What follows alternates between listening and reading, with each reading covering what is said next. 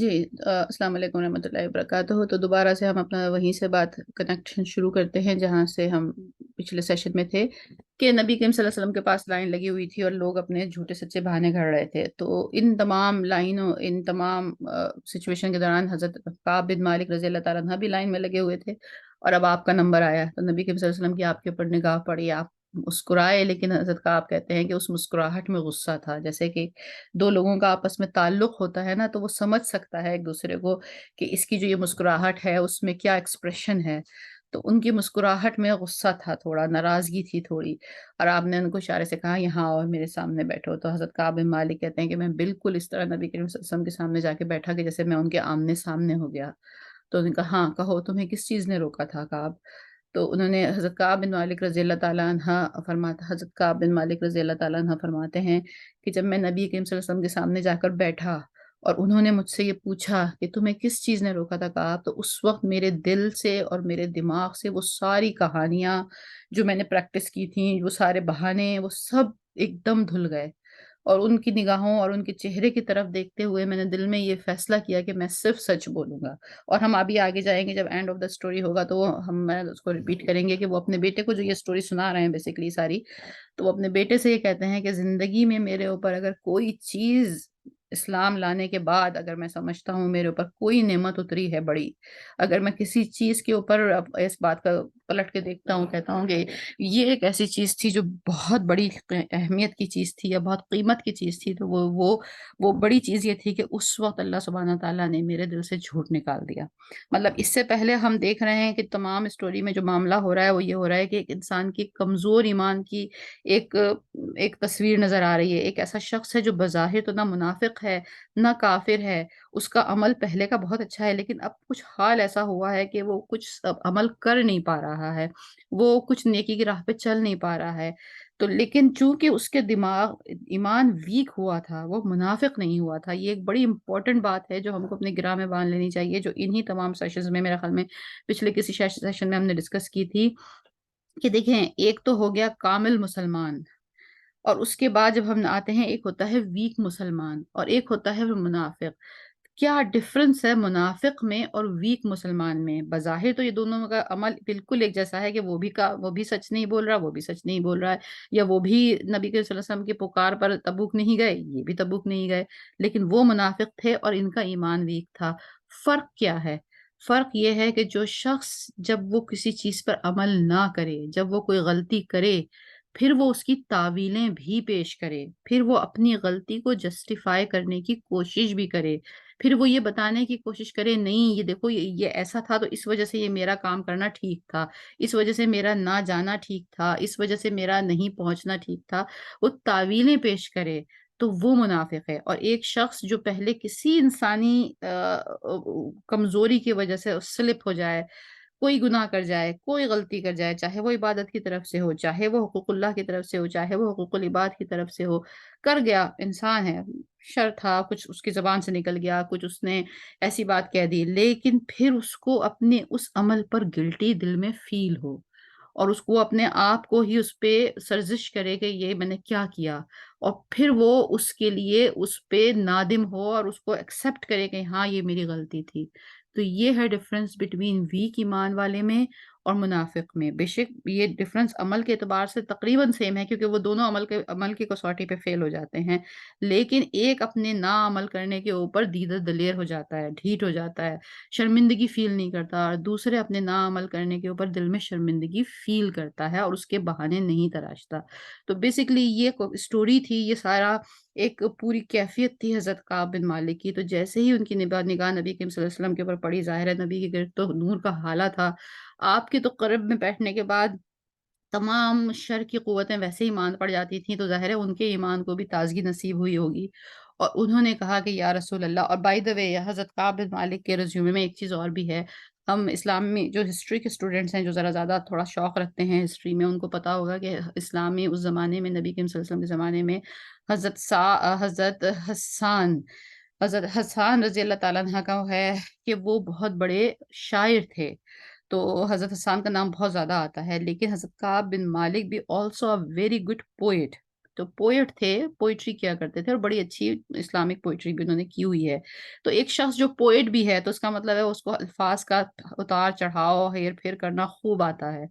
तो आपने नबी करीम सल्लल्लाहु अलैहि वसल्लम से कहना शुरू किया कि या रसूल अल्लाह, मुझको अल्लाह सुब्हानहू ताला ने बोलने की बड़ी अच्छी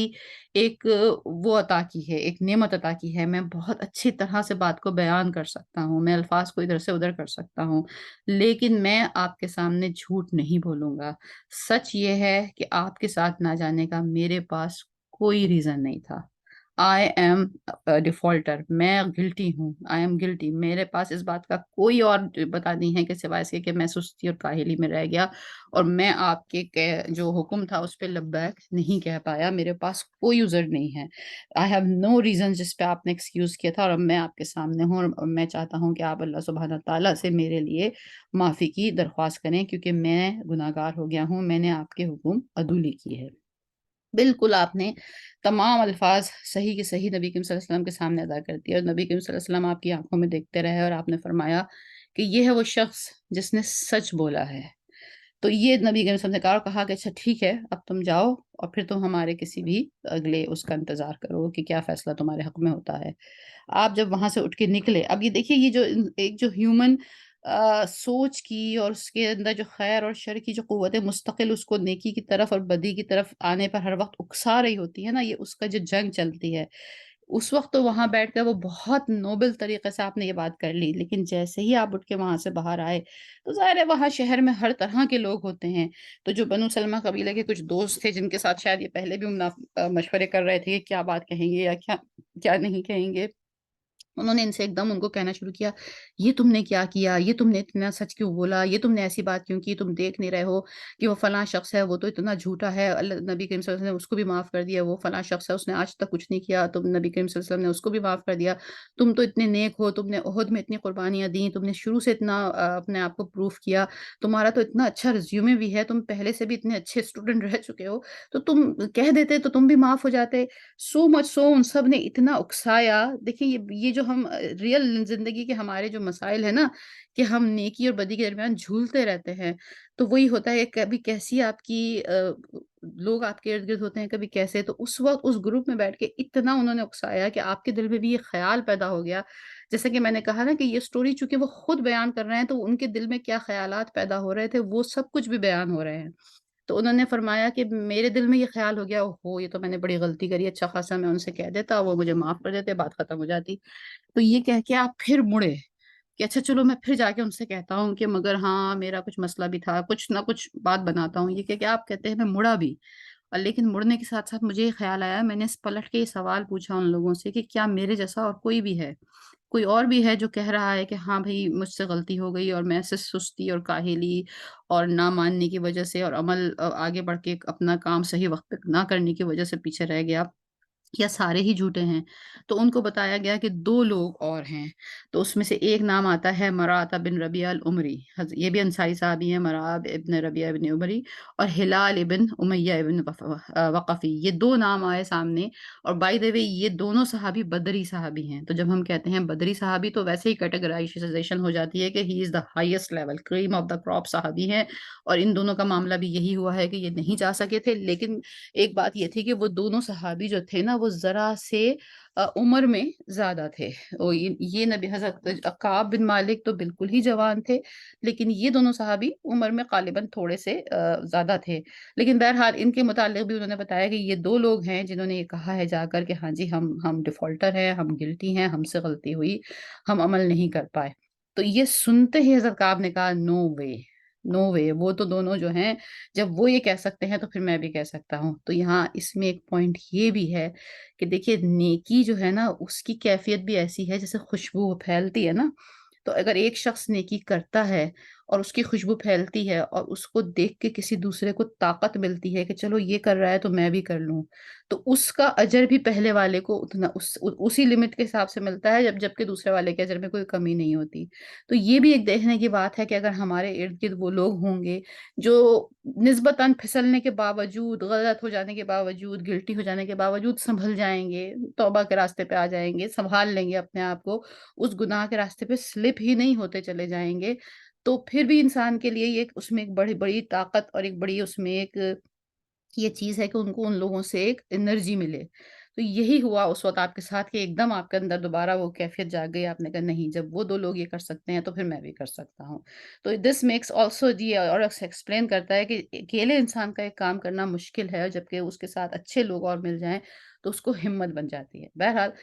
یہ جب ہو گیا تو 3 لوگوں کے لیے نبی کریم صلی اللہ علیہ وسلم نے اعلان فرما دیا کہ اب ان 3 لوگوں کے لیے اللہ سبحانہ تعالیٰ کی طرف سے جو حکم آئے گا اس کے اوپر اب فیصلہ ہوگا، لہٰذا ان 3 لوگوں سے پورا مدینہ شہر بائیکاٹ کرے گا، کوئی ان سے بات نہیں کرے گا۔ یہ مطلب ایسا تو نہیں تھا کہ ان کو جیل میں ڈالا گیا، لیکن جیسے یہ تھا کہ یہ جہاں رہیں، جہاں جو دل چاہے کریں، چاہے گھر میں رہیں یا گھر کے باہر رہیں، اب نہ کوئی ان سے معاملہ کرے گا، نہ ان سے بات کرے گا، نہ ان کے سلام کا جواب دے گا، مطلب ان کے سلام کا جواب تک بھی نہیں دیا جائے گا۔ تو اب یہ ان کا سزا شروع ہوئی، بظاہر دکھنے میں کوئی بہت خاص بڑی سزا محسوس نہیں ہو رہی، ارے کوئی نہ کوئی جیل ہے، نہ کوئی مشقت ہے، کچھ نہیں ہے، بس لوگ بات ہی تو نہیں کر رہے تو کیا ہو گیا؟ لیکن جیسے جیسے دن گزرنے شروع ہوئے، جیسے جیسے وقت گزرنا شروع ہوا، اب یہ خود ہی بتاتے ہیں کعب بن مالک رضی اللہ تعالیٰ عنہ کہ باقی 2 لوگ جو تھے ان پہ شرمندگی اس حد تک طاری تھی کہ انہوں نے اپنے آپ کو گھروں میں بند کر لیا، اور وہ بس دن اور رات صرف روتے تھے اور اللہ کی عبادت کرتے تھے اور گریہ زاری کرتے تھے، سو مچ سو کہ ان میں سے اکثر مسجد بھی نہیں آتے تھے نماز کے لیے۔ حضرت کعب نے یہ کہا کہ I of one of the more bold out of them, اور میں یہ کرتا تھا کہ میں باہر بازار میں بھی چہل قدمی کرتا تھا، میں لوگوں کو سلام کرتا تھا، اور میں تو اس میں سے کوئی پلٹ کے مجھے جواب نہیں دیتا تھا۔ میں مسجد نبوی جاتا تھا، وہاں نماز میں شریک ہوتا تھا، وہاں نبی کریم صلی اللہ علیہ وسلم کی محفل لگی ہوئی ہوتی تھی، تو جس وقت وہ محفل میں بیٹھتے تھے میں ان کی طرف دیکھتا رہتا تھا، وہ میری طرف نہیں دیکھتے تھے بلکہ منہ پھوڑ لیتے تھے۔ بلکہ لیکن جس وقت میں کوئی دوسری نماز کی نیت باندھتا تھا، یا جیسے کچھ نفل پڑھ رہے ہوں یا کچھ اور پڑھ رہے ہوں، تو میں نے محسوس کرتا تھا، میں کنکھیوں سے نبی کو طرف دیکھتا تھا۔ مطلب یہ اسٹوری کے یہ جو آسپیکٹس ہیں نا، یہ صرف وہی شخص بیان کر سکتا ہے جو خود بیان کر رہا ہو اسٹوری، کسی کوئی دوسرا اس کے متعلق یہ تمام باتیں نہیں جانتا۔ تو وہ فرماتے ہیں کہ میں کنکھیوں سے نبی کریم صلی اللہ علیہ وسلم کی طرف دیکھتا تھا ڈیورنگ دا صلاح، نماز کے دوران کہ وہ کیا کر رہے ہیں، تو میں دیکھتا تھا کہ وہ مجھے دیکھ رہے ہیں، اور جیسے ہی میں سلام پھیر کے ان کی طرف دیکھتا تھا تو وہ منہ پھیر لیتے تھے۔ تو بیسیکلی یہ حال تھا، اور یہاں سے ہمیں ایک چیز یہ بھی ملتی ہے، اس وقت کے جو شہر کی، اس وقت کے مدینہ کی جو ہمیں ایک ایک آرگنائزیشن، ایک ڈسپلن کا جو ایک اعلیٰ معیار ملتا ہے کہ نبی کریم صلی اللہ علیہ وسلم نے کہہ دیا کہ اس سے بات مت کرنا، کون ان کو جا کے منٹ منٹ بتائے گا کہ کس نے بات کری اور کس نے بات نہیں کری، لیکن وہ پورے شہر کا ڈسپلن ایسا تھا کہ پورے شہر میں ایک شخص ان سے بات نہیں کر رہا تھا، کیونکہ آرڈرز نبی کریم صلی اللہ علیہ وسلم کے تھے۔ اتنی سختی تھی کہ کوئی ان کو کسی چیز کا وہ ابھی وہ دیکھ رہے ہیں کہ ان کے دوست ہیں، وہ ہنس رہے ہیں، بول رہے ہیں، بات کر رہے ہیں، لوگ مل رہے ہیں، کاروبار کر رہے ہیں، کچھ بھی سب دنیا کی چیزیں چل رہی ہیں، لیکن وہ بیچارے بالکل تنہا تھے۔ تو ظاہر ہے کچھ دن تو گزرے، لیکن جو تنہائی کی مار ہے وہ انسان کے لیے سب سے بڑی مار ہے۔ تو اس میں اب انہوں نے بالکل اب انہوں نے ان کی برداشت کی لمٹ ختم ہونی شروع ہوئی۔ تو ابو قتادہ نام کے جو صحابی ہیں، وہ بہت بہت مشہور صحابی، وہ ان کے کہتے ہیں کہ کزن بھی ہیں، کچھ ان کی روایت میں ایک رشتہ دار بھی ہیں، کچھ میں ہے کہ صرف دوست تھے۔ تو ایک دن ان سے صبر نہیں ہوا تو انہوں نے کیا کیا کہ یہ حضرت ابو قتادہ کی دیوار پھاند کے کود گئے ان کے باغ میں۔ وہاں پہ حضرت ابو قتادہ کچھ اپنا کام کر رہے تھے، اور ان سے بہت گڑ گڑایا کے رو دھو کے ان سے منت سماجت کرنی شروع کی کہ تم تو میرے دوست ہو، تم مجھے کیا سمجھتے ہو، میں کوئی مسلمان ہوں، تو کافر، تو مطلب جو جو بھی کچھ الفاظ ان سے کہے ہوں گے، لیکن وہ ابو قتادہ جو تھے وہ ان سے پیٹے پھرتے جائیں اور بس یہ کہا کہ اللہ تم پہ رحم کرے۔ مطلب اس لمٹ تک لوگ جو تھے وہ ڈسپلن میں تھے نبی کریم صلی اللہ علیہ وسلم کے لیے، اور ان کے لیے جو بائیکاٹ تھا وہ اب اتنا اسٹریسفل ہوتا جا رہا تھا، اتنا وہ چیزیں بڑھتی جا رہی تھیں کہ اب وہ ان کی برداشت سے باہر ہوتا جا رہا تھا۔ تو وہی ٹائم تھا، کہنے لگے کہ بہرحال میں روتا پیٹتا پھر واپس آ گیا، اب مجھے بھی بہت رونا آتا تھا۔ کہنے لگے وہی ٹائم تھا کہ پھر میں ایک دفعہ بازار میں جا رہا تھا تو میں نے دیکھا کہ ایک شخص جو شام سے آیا ہے، شام کے مطلب قافلے میں جو ٹریول کر کے آیا ہوگا، تو ان کے قریب کپڑوں سے، ان کے طریقے سے لگتے ہوں گے کہ وہ ٹریولرز ہیں، وہ کسی سے پوچھ رہا ہے کہ کعب بن مالک کہاں ہیں؟ تو انہوں نے اشارے سے بتایا کہ یہ صاحب کعب بن مالک ہیں۔ تو وہ شخص ان کے پاس آیا اور ان کو اس نے ایک لیٹر، چمڑے پہ بڑا اچھا سا لکھا ہوا ایک لیٹر دیا، اور کہنے لگے انہوں نے کھول کے اس لیٹر کو پڑھا تو پتہ یہ چلا کہ وہ جو غسان کا بادشاہ تھا، وہی جو بارڈرز پہ جو رومن کالونیز تھیں، اس کا جو وہ بادشاہ تھا، اس نے ان کو خط بھیجا کہ ہم نے سنا ہے کہ تمہارے صاحب نے آج کل تم پر بہت ہی سختی کر رکھی ہے، تمہارا ناطقہ بند کر رکھا ہے۔ ظاہر ہے وہ جو خبریں تو اس زمانے میں بھی پھیلتی تھیں، یہاں سے وہاں کی خبریں، وہ دشمن تھے بہرحال، اور ان کے اسپائز بھی یہاں سے جب گزرتے تھے جاتے تھے تو بتاتے ہوں گے مدینہ میں آج کل کیا چل رہا ہے، ان کی بھی نگاہیں لگی ہوئی ہوں گی، ان کی آخر بہت بڑی بے عزتی ہوئی تھی۔ وہ مسلمان ان کے منہ پہ بالکل کالک مل کے واپس آئے تھے، تو بے چینی تو ان کو بھی ہوگی کہ وہ دیکھیں کہ مدینہ میں جا کے کیا سیلیبریشنز ہوئے، کیا-کیا معاملہ چلے، تو ظاہر ہے جب ان کو خبر پہنچی کہ جو لوگ نہیں آئے تھے ان کے ساتھ یہ کیا جا رہا ہے، تو ان کو پھر یہ ایک طرح سے توڑنے کی کوشش، جو بزدل دشمن ہوتا ہے وہ ہمیشہ پیچھے سے وار کرتا ہے۔ تو ان کو یہ خط میں آیا کہ تمہارے صاحب نے تو تم پہ بڑا ظلم کیا ہے اور تم ہمارے ساتھ مل جاؤ اور ہم تم کو یہاں کا بادشاہ بنا دیں گے، پورے علاقے کا ہم تمہیں کنگ بنا دیں گے، ہم تمہیں گورنر کر دیں گے، یہ وہ جو بھی کچھ۔ تو اس وقت جو بات حضرت کعب بن مالک رضی اللہ تعالیٰ عنہ کہہ رہے ہیں کہ مطلب اب دیکھیے یہ یہاں سے ہمیں جو وہ بیان کر رہے ہیں نا، ان کی تھاٹس سے ہمیں پتہ چل رہا ہے کہ اس شخص کی سوچ کیا ہے۔ تو وہ یہ کہتے ہیں کہ جیسے ہی میں نے یہ خط پڑھا تو مجھے لگا یا اللہ یہ میرے اوپر ایک اور امتحان ہے، مطلب کوئی اور ہو تو وہ شاید یہ سوچے کہ چلو یہ تو میرے لیے ایک بہت بڑی چیز ہے، اگر وہ یہ نہیں بھی سوچتے کہ ٹھیک ہے میں شام چلا جاؤں، لیکن ایٹ لیسٹ وہ اس چیز کو کیش کرانے کے ضرور سوچتے، وہ سوچتے کہ کم سے کم میں اپنے ساتھیوں کو دکھاؤں یا رسول اللہ تک یہ خبر پہنچاؤں کہ دیکھو مجھے تو وہاں سے یہ آفر آ رہی ہے اور مجھے وہاں سے لوگ پوچھنے کے لیے آ رہے ہیں، تو شاید اس وجہ سے ہی میری کوئی ویلیو بڑھے یا کوئی میرا کوئی معاشرے میں میری کوئی ورتھ، آج کل ہوتا ہے نا فلاں شخص کی کتنی ورتھ ہے تو میری کوئی ورتھ بڑھ جائے۔ لیکن چونکہ اس شخص کے دل میں اخلاص تھا، اس سے غلطی اس کے عمل میں کوتاہی ہوئی تھی، کاہلی کی، تساہل کی، وہ اپنا عمل کر نہیں پایا تھا،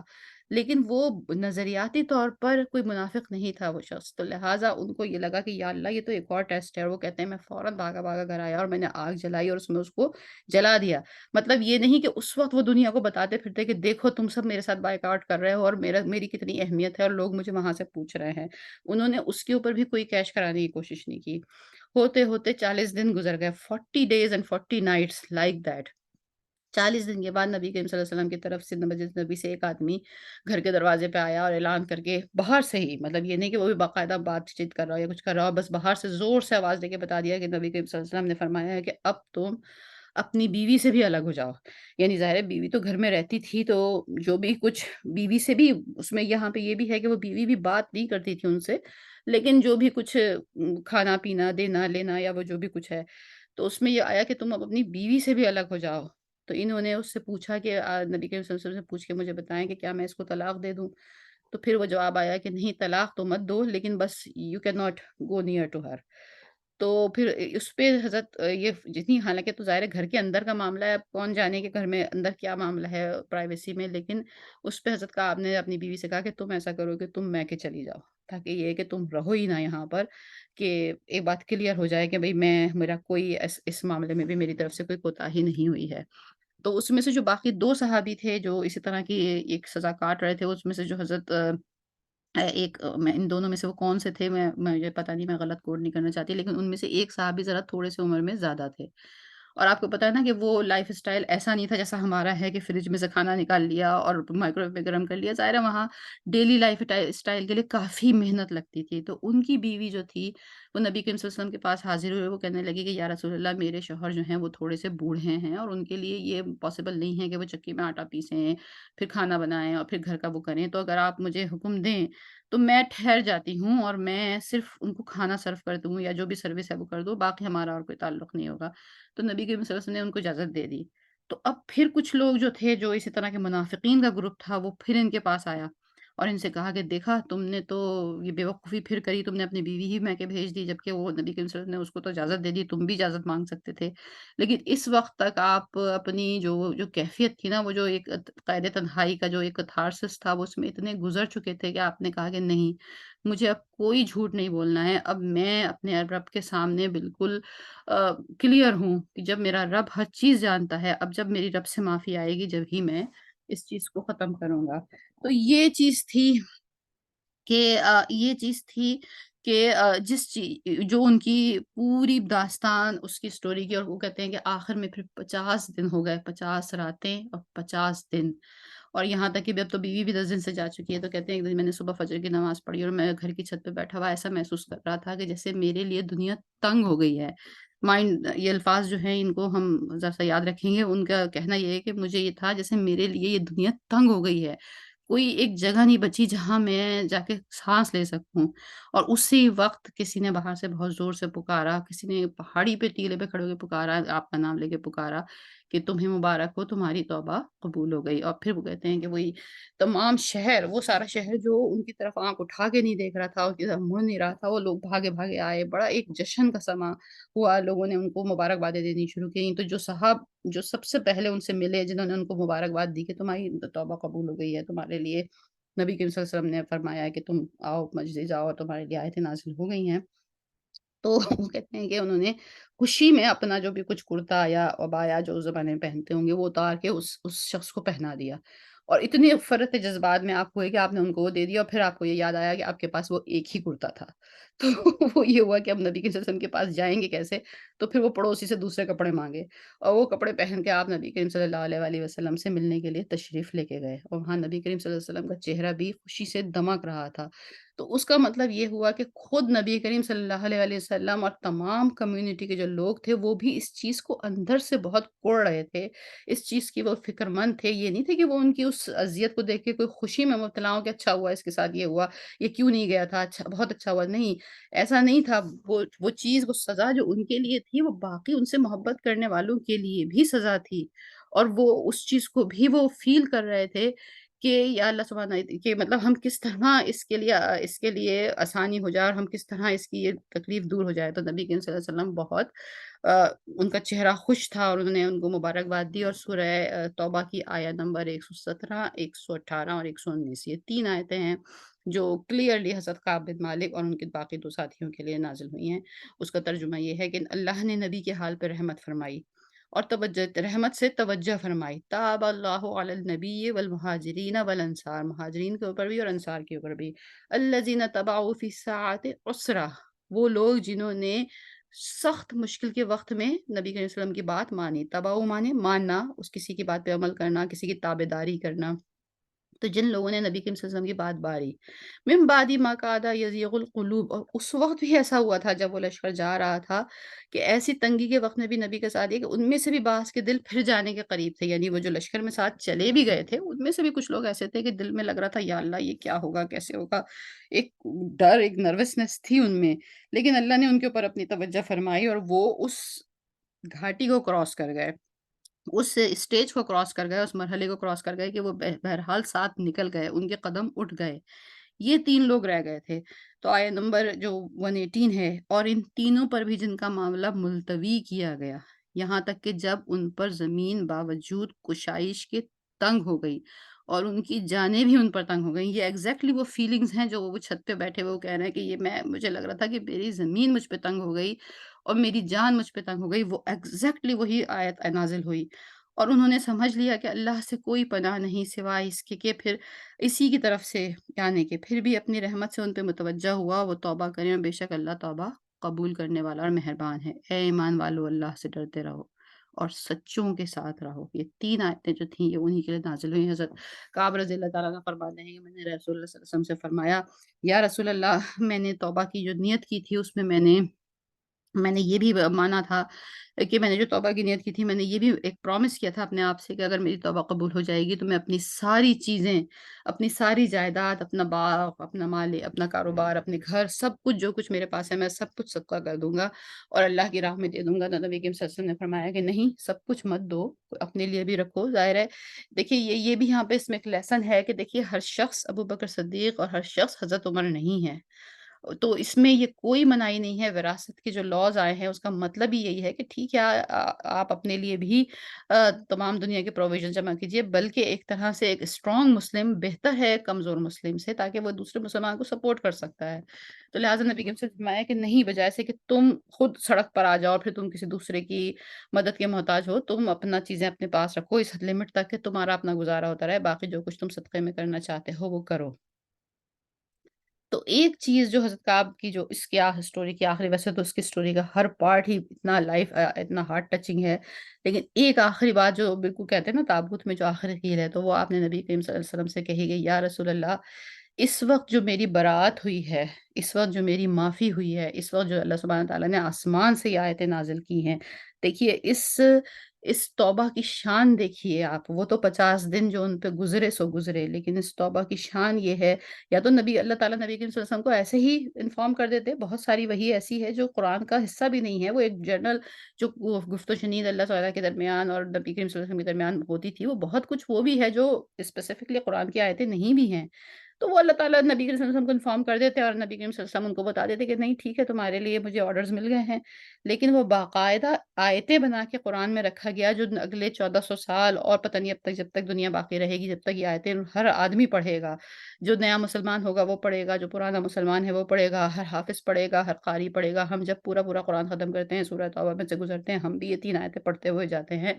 तो उस तौबा की शान देखिए आप। तो इस पे न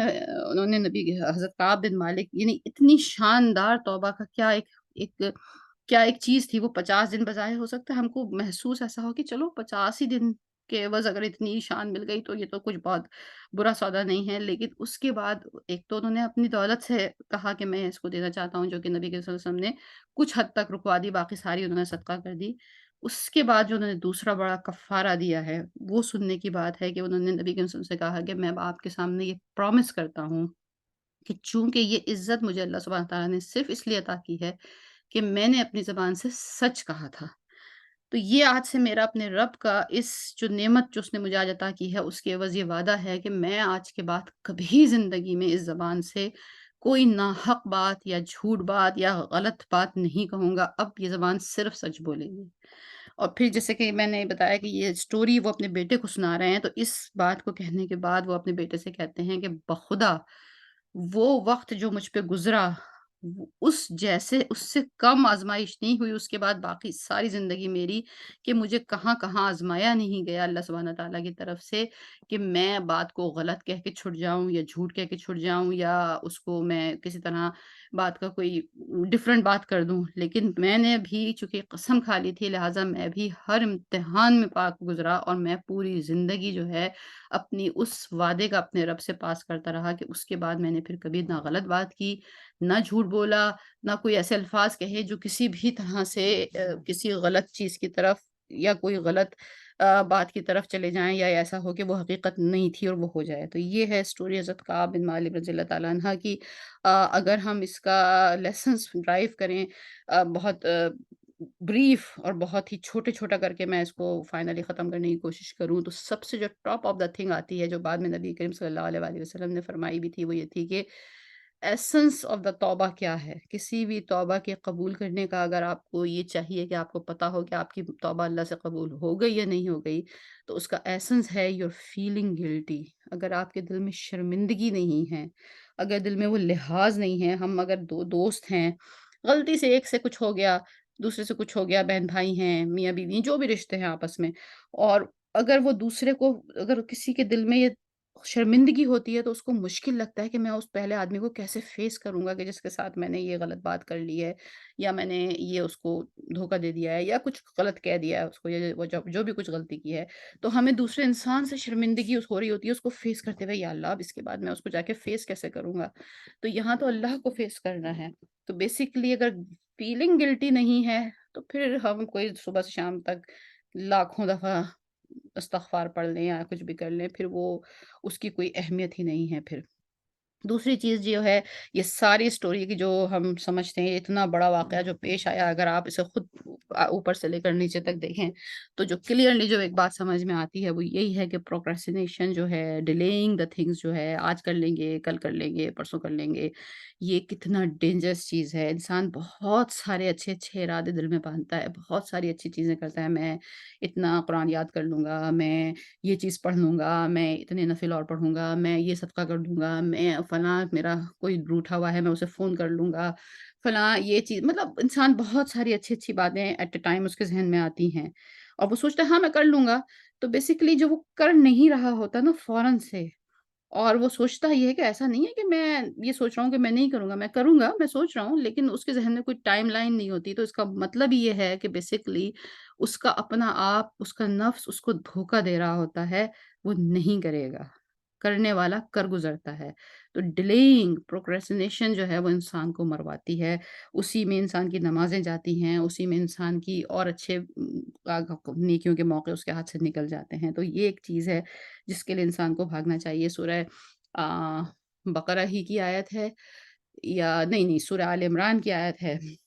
وَسَارِعُوا إِلَىٰ مَغْفِرَةٍ مِّن رَّبِّهِمْ وَجَنَّاتٍ، بھاگو، دوڑو، کمپٹیشن کرو اس جنت کے لیے جو اللہ نے تمہارے لیے بنائی ہے۔ تو مطلب دوڑنے کا مطلب یہی ہے کہ یہی وہ واحد چیز ہے جس میں ہمیں ایک دوسرے سے کمپٹیشن کرنا چاہیے۔ اور پھر ٹیلنگ دا ٹروتھ والی بات آ گئی کہ حضرت کعب رضی اللہ تعالیٰ عنہ اپنے بیٹے سے دوبارہ یہ کہتے ہیں کہ یہ ساری برکت جو تھی وہ سچ بولنے کی تھی، اور ڈفرنس سچ بولنے کے اور نہ سچ بولنے کے بیچ میں یہ ہے کہ میں نے سچ بولا، میں کمزور ایمان کا ہو کے ایک طرف ہو گیا، 50 دن مجھ پہ مصیبت گزری اور میں پاک ہو گیا۔ لیکن جن لوگوں نے جھوٹ بول کے اپنے نہ جانے کو ملٹائی کوٹ کرنا شروع کیا، اس کو اوپر سے کوٹنگ شروع کی، وہ پھر ہپوکریٹ کہلائے۔ تو بیسیکلی سچ اور جھوٹ کا جو ڈفرنس ہے وہ انسان کو ہپوکریسی میں بھیج دیتا ہے، اور یہ اتنی سخت چیز ہے۔ اسی سورہ توبہ کی آیت نمبر 95 اور 96 میں اللہ سبحانہ تعالیٰ نے سخت ترین الفاظ میں ہپوکریسی کی ڈیفینیشن بیان کی ہے کہ وہ لوگ قسمیں کھائیں گے، they will swear to you by Allah when you come back to them، یعنی جب مدینہ جب تم واپس جاؤ گے، رسول اللہ صلی اللہ علیہ وسلم سے فرما رہا ہے اللہ تعالیٰ کہ وہ لوگ تم سے قسمیں کھائیں گے کہ ہم تو بالکل آنے والے تھے، ہم تو بالکل کرنے والے تھے، لیکن بیسیکلی وہ جھوٹ بول رہے ہوں گے۔ they are filthy and they shall be in fire of hell as punishment for what they do۔ تو ان کے لیے وہ جو ہے